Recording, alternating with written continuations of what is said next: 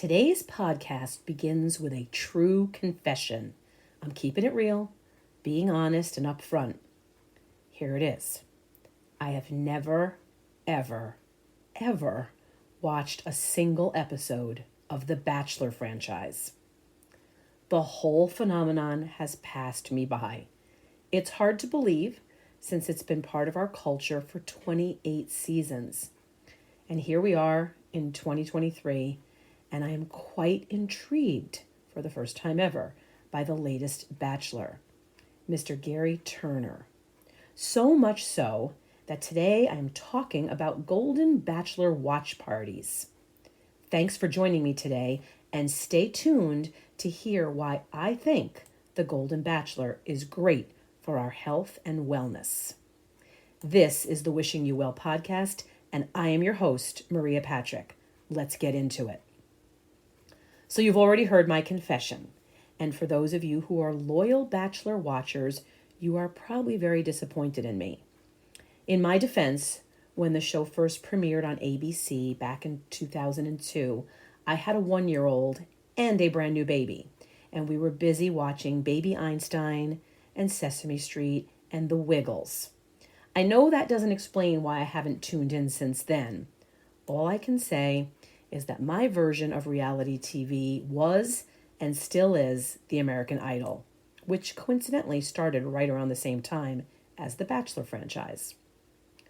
For those of you who've missed all of the Bachelor excitement and intrigue like I have, here's a very brief recap. The show started with Bachelor Alex Michael, a Harvard grad and management consultant, who was presented with the difficult choice of narrowing down a field of 25 eligible women by handing roses to those he wanted to get to know better, and over the course of many weeks, gradually eliminate them one by one until the ultimate love connection was made in the end, culminating with a romantic proposal to the one. From what I have heard, it's not always all roses and champagne. Each season since then seems to have been filled with its own drama, conflict, and controversies. The show has been widely watched, critically acclaimed, and has not only stayed on the air for over 20 years, it has led to many spin-offs, including the very popular Bachelorette, Bachelor Pad, Bachelor in Paradise After Paradise, The Bachelor Winter Games, The Bachelor Presents Listen to Your Heart, The Bachelor The Greatest Seasons Ever, as well as many international editions of the shows. Which leads us to today's version, The Golden Bachelor, the premise of which is a first time for the franchise. A 72-year-old widower, father, and grandfather from Indiana who is trying to prove, as the show's promotions have said, that love only gets better with age. I think many people may have been as pleasantly surprised as I was when I first heard about Gary's search that the pool of 22 eligible candidates are all women who are close to his age, ranging from 60 to 75 years old. The Golden Bachelor, which I have read is the highest rated of all 28 seasons, at least it had the highest premiere episode of all 28 seasons, has not only raised the viewing audience's average age, it is responsible for something that caught my attention: viewing parties at senior living centers. That's right. The residents are gathering together on Thursday nights to watch the show together.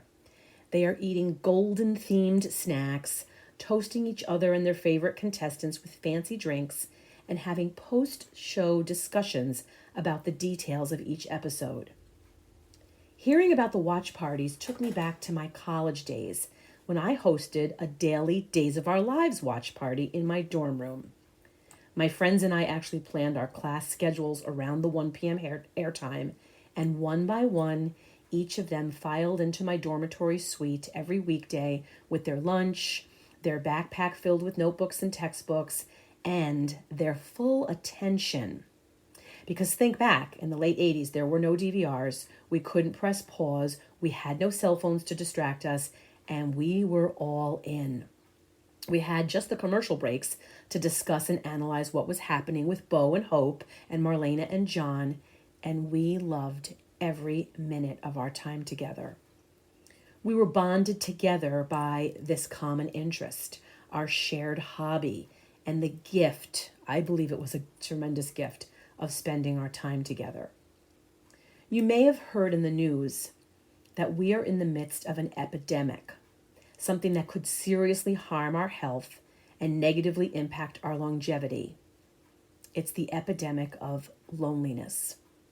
In fact, earlier this year, the United States Surgeon General, Dr. Vivek Murthy, released a Surgeon General advisory calling our attention to the public health crisis of loneliness, isolation, and the lack of connection in our country.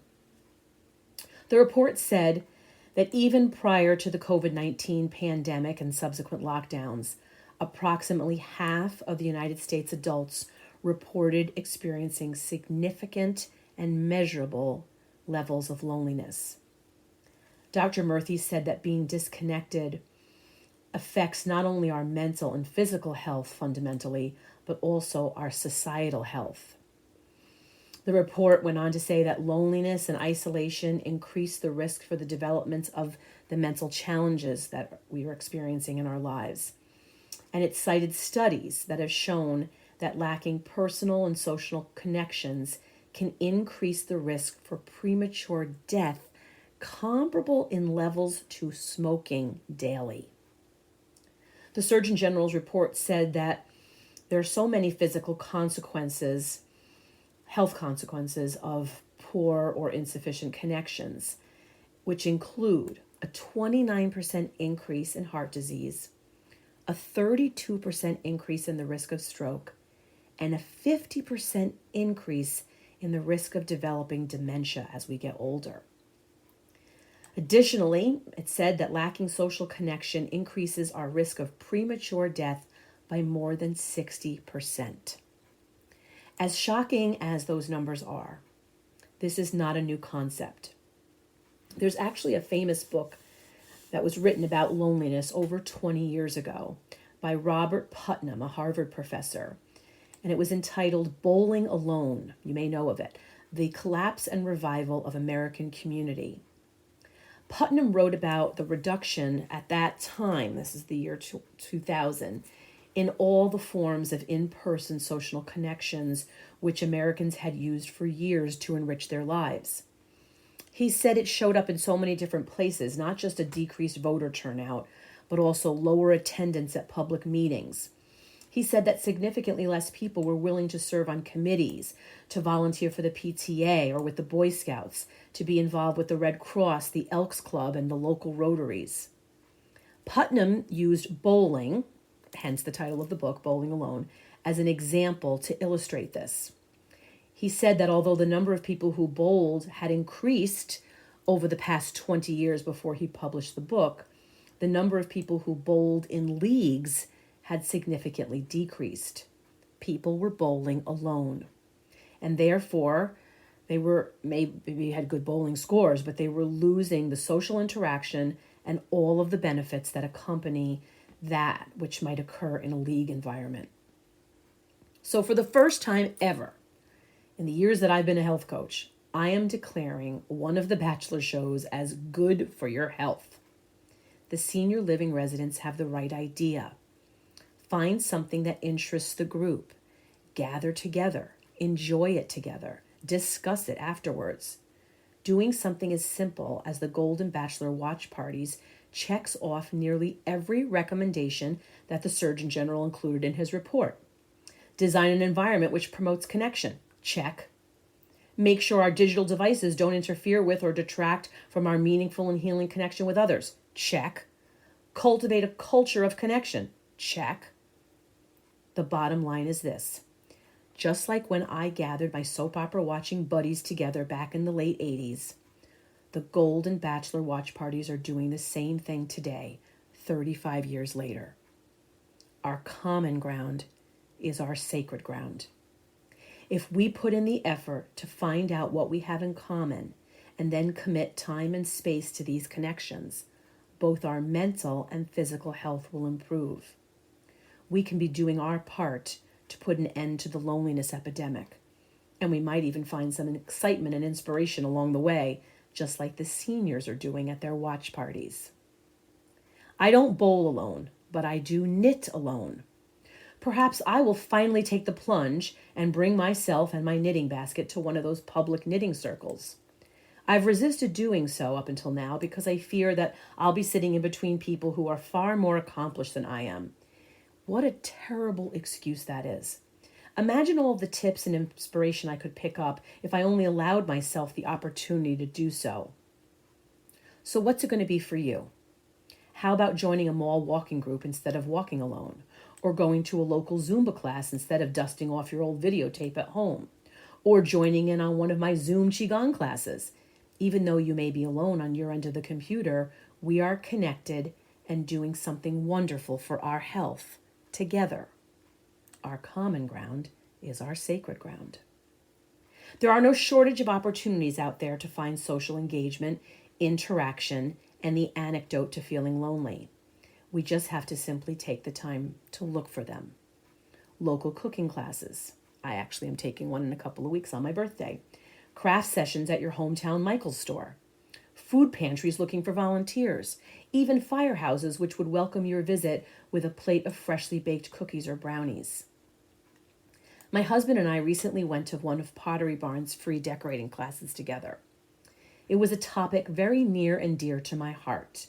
Decorating the Christmas tree. I could have had the attitude of, I've been tree decorating my entire life. What new things could I learn? Or I put up and decorate 12 trees every year. I actually do that. What could I possibly learn? I'm happy to say that I set aside my stinking thinking and went to that class. We enjoyed it so very much. There were 15 other people there. There were lovely snacks. We got a handout. We were chatting with the designers and the other attendees, all of whom were so lovely. We had the entire store to ourselves for a private shopping experience. And bonus, we picked up several wonderful new tips that we will be using when we decorate this year. If you are a fan of the Golden Bachelor, why not invite someone over to share the experience with you?